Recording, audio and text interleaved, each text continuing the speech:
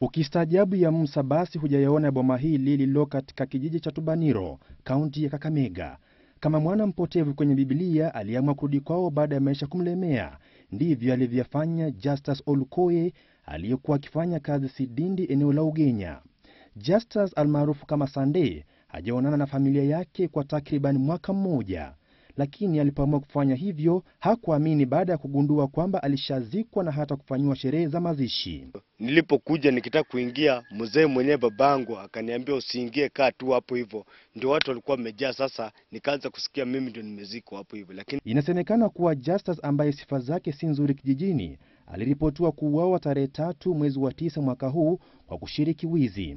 Hapo ndipo familia yake ikauchukua mwili uliodhaniwa kuwa wa Justus bila kuchunguza vizuri na kufanyia mazishi usiku kulingana na tamaduni za wenyeji hapa. Sasa vile tuliona huku kichwa ilikuwa imegongwa sana na mikono hii, huyu alikuwa amechora mkono yake hii na miguu, na hiyo miguu na mikono hii ikakuja tu ya huyu. Tukasema tu huyu ni mtu wetu, ni Sunday. Tukashughulika tu mpaka siku ya mwisho alisikwa usiku kwa sababu ni mtu aliuawa. Kulingana na mila na utamaduni hapa, Justus hataruhusiwa kuingia katika nyumba yao au hata kutangamana na jamaa zake hadi pale maiti itakapofufuliwa na matambiko kufanywa ili kumnadhifisha Justus Olukoye. Wengi sasa wakijiuliza aliyezikwa ni nani? Tom Wanjala, Citizen Nipashe.